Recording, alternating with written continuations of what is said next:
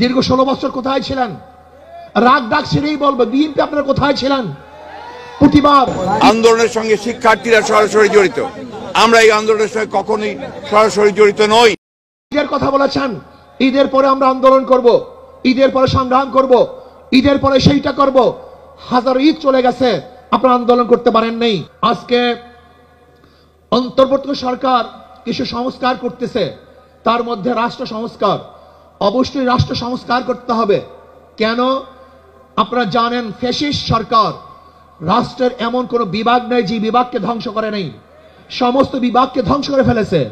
কাজী ধ্বংস স্তূপের উপরে সুন্দর একটা নির্বাচন উপহার দেওয়া সম্ভব নয়। আগে সংস্কার হবে, তারপরে নির্বাচন হবে। রাষ্ট্র সংস্কারের মধ্যে আমি বিচার বিভাগের স্বাধীনতা চাই, বিচার বিভাগের পূর্ণ স্বাধীনতা চাই। আজকে আমরা কি দেখেছি, সরকার পরিবর্তন হওয়ার সাথে সাথে সমস্ত আসামিরা খালাস হয়ে গেছেন, আবার সরকার পরিবর্তনের সাথে সাথে অনেক আসামি জেলে ধুকে ধুকে মরছেন। তার মানে বিচার বিভাগ কি সরকারের ইঙ্গিতে চলে? একটা ভালো রাষ্ট্রের, উন্নত রাষ্ট্রের সবচেয়ে বড় মানদণ্ড হলো বিচার বিভাগের স্বাধীনতা। যেই রাষ্ট্রের মধ্যে বিচার বিভাগের স্বাধীনতা নাই, ওই রাষ্ট্র ভালো কল্যাণমুখী একটা রাষ্ট্র হতে পারে না।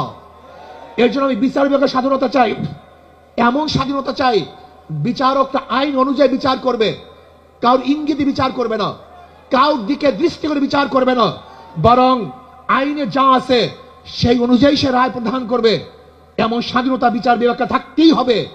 এমনকি ওই চেন্নাইকে, চিটাঙ্গের চেন্নাইকে, সেও যদি বিচারের আওতা দিন, সেও যদি আইনের আওতায় খালাস পায়, আমার কোনো আপত্তি নেই।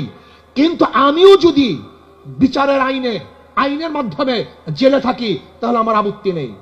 বিচার বিভাগকে স্বাধীন দিতে হবে, কারোর ইঙ্গিতে বিচার বিভাগে চলতে পারে না। যদি বিচার বিভাগের স্বাধীনতা না থাকে, মান হাফেরা হুফেরা, তুমি যেই গর্ত খুঁজবা সেই গর্তের মধ্যে একদিন তুমিই পড়বা।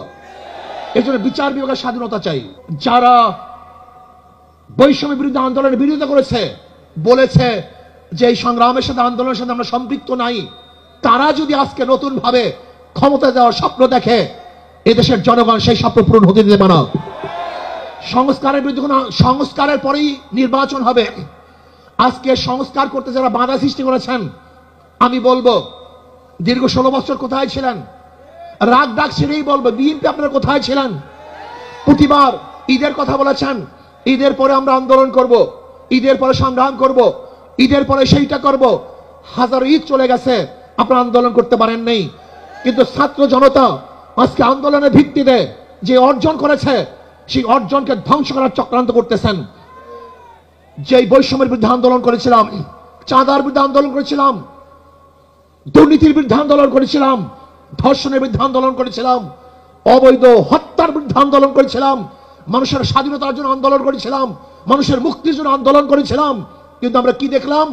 5ই আগস্টের পরে আবারও চাঁদাবাজি, আবারও দখলদারি, আবারও দুর্নীতি। না, বাংলাদেশের মানুষ এই চাঁদাবাজি আর দেখতে চায় না, দুর্নীতি আর দেখতে চায় না। যারা 53 বছর পর্যন্ত বাংলাদেশকে 5 বার দুর্নীতি চ্যাম্পিয়ন করেছে, ওই সমস্ত দলকে বাংলাদেশের জনগণ আর ক্ষমতা দেখতে চায় না। বাংলাদেশের জনগণ কি ক্ষমতা দেখতে চায়? ইসলামকে ক্ষমতা দেখতে চায়। বাংলাদেশের জনগণ ইসলামী আদর্শের মানুষকে ক্ষমতা দেখতে চায়। যারা খাঁটি ইসলাম, মদিনার ইসলাম নিয়ে সামনে অগ্রসর হবে, বাংলাদেশের মানুষ তাদেরকে গ্রহণ করবে। মদিনার ইসলামের বাহিরে কোন নব ইসলামকে বাংলাদেশের মানুষ গ্রহণ করবে না ইনশাআল্লাহ। তারা ভাইয়ের আমার, আসুন ইসলাম হুকুমাতের জন্য আমাদের সাধনা করতে হবে, চেষ্টা করতে হবে। আমাদের আন্দোলন এখনো সমাপ্ত হয় নাই, আমাদের সংগ্রাম এখন শেষ হয় নাই, আমাদের যুদ্ধ এখনো শেষ হয় নাই।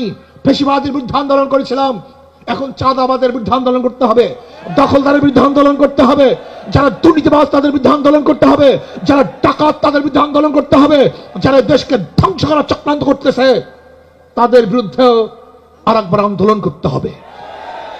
আজকে ভারত আমাদের দেশকে দখল করার চক্রান্ত করতেছে।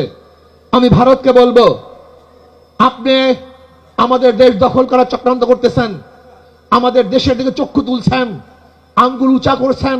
আপনি কি জানেন বাংলাদেশের অবস্থাটা কি? আমরা জীবনবার লড়াই করি, বেঁচে আছি, লড়াই করি, বাঁচবো ইনশাআল্লাহ।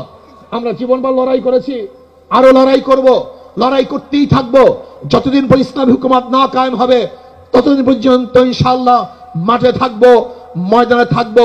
প্রিয় ভাইয়ের আমার, আগামী নির্বাচন আসতেছে, নহে সমাপ্ত কর্মমোদের, অবকাশ কোথায় বিশ্রামের। আজকের থেকেই আমাদের কাজ শুরু হবে। মাঠে ময়দানে প্রত্যেকটা দাঁড়ে দাঁড়িয়ে ঘরে ঘরে গিয়ে মানুষকে ইসলামের কথা বুঝাতে হবে, ভোট আদায় করতে হবে, ইসলামের পক্ষে আমরা ভোট নিয়ে আসব। আল্লাহ আমাকে এবং আমাদের সবাইকে ইসলাম হুকুমত কায়েম করার চেষ্টা করার এবং সর্বোচ্চ ত্যাগ করার তৌফিক দান